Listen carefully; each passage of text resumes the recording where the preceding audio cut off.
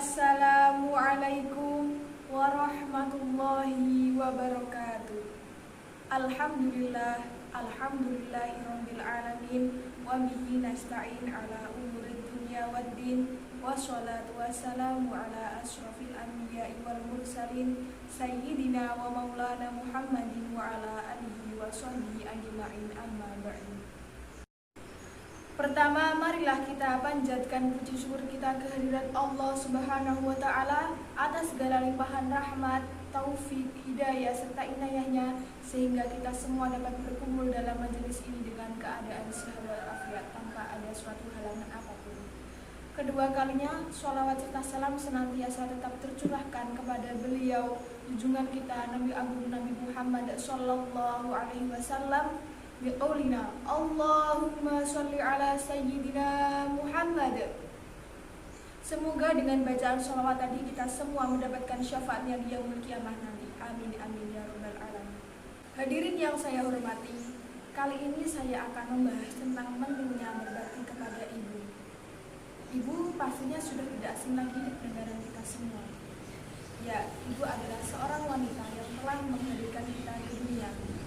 Banyak sekali jasa-jasa ibu yang telah diberikan kepada kita.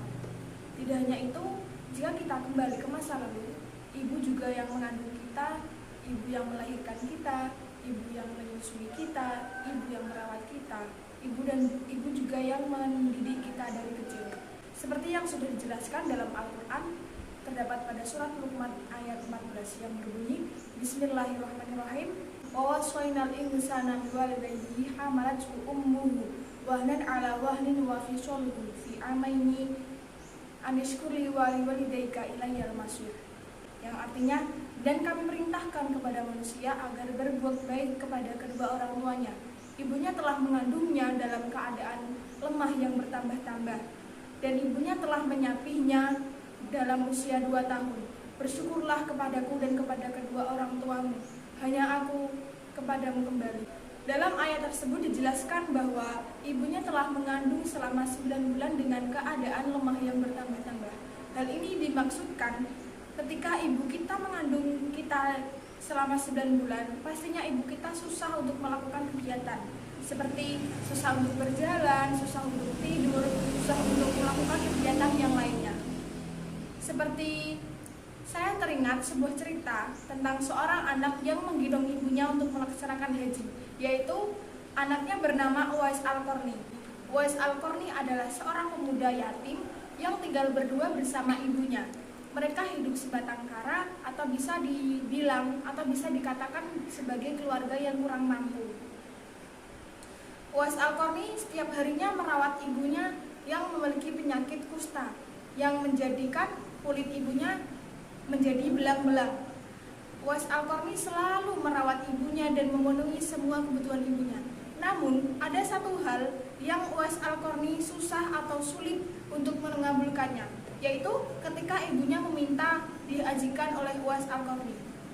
Suatu hari ibunya berkata seperti ini kepada anaknya, "Anakku, mungkin tak lama lagi ibu tinggal bersamamu. Tolong ikhtiarkanlah ibu untuk berhaji."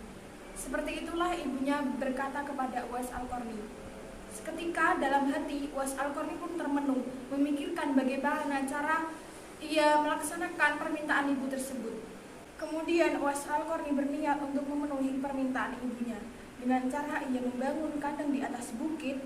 Kemudian setiap harinya ia menggendong lembu untuk diberinya makan dari bawah menuju atas bukit tersebut. Kegiatan tersebut dilakukan hanya untuk memperkuat otot tubuhnya ketika musim haji nanti yang akan menggendong ibunya untuk berhaji. Dan kegiatan itu dilakukan selama 80 hari sampai bulan haji telah tiba. Semua masyarakat pun memandang aneh kepada Uwais Al-Qarni. Apa yang dilakukan dia? Buat apa? Pastinya masyarakat bertanya-tanya seperti itu. Namun Uwais Al-Qarni pun tidak mengindahkan perkataan dari masyarakat tersebut. Kemudian pada hari musim haji telah tiba, Uwais Al-Qarni pun melaksanakan niat tersebut dengan menggendong ibunya dari kota Yaman menuju kota Mekah untuk melaksanakan haji.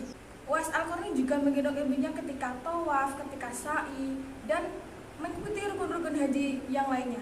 Ibunya pun sangat bangga kepada Uwais Al-Qarni bahwa dengan Uwais Al-Qarni, ibunya bisa melaksanakan haji dengan baik. Ibunya pun berdoa kepada Allah Subhanahu wa taala meminta perlindungan untuk Uwais Al-Qarni. Hadirin yang berbahagia, itulah sepenggal kisah tentang Uwais Al-Qarni yang berbakti kepada ibunya dan taat kepada Allah Subhanahu wa taala. Dapat diambil kesimpulan bahwa kekurangan harta tidak akan menghalangi kita untuk tidak berbakti kepada orang tua dan taat kepada Allah Subhanahu wa taala. Jika kita taat kepada Allah, berbakti kepada orang tua, maka Allah akan memberikan jalan kita untuk menuju jalan kesuksesan. Mari kita semua berbakti kepada kedua orang tua kita dengan mendoakan beliau, membahagiakan beliau, mengasihi beliau, merawat beliau, dan sebagainya. Ada sebuah hadis yang mengatakan bahwa ridhollahi fi ridhol walidain wa suhtullahi fi suhtul walidain, yang artinya ridho Allah itu tergantung ridho orang tua dan murkanya Allah itu tergantung murkanya orang tua. Maka jika kita membuat orang tua kita murka atau membuat orang tua kita marah, bisa jadi orang tua kita akan berkata untuk mendoakan kita yang buruk-buruk, maka Allah pun akan mengabulkan doa orang tua kita untuk kita tersebut. Hadirin yang berbahagia, mungkin itulah yang dapat saya sampaikan pada kali ini. Semoga bermanfaat bagi kita semua. Kurang lebihnya saya mohon maaf yang sebesar-besarnya. Wallahul muwaffiq ilal aqwamit thoriq. Wassalamualaikum warahmatullahi wabarakatuh.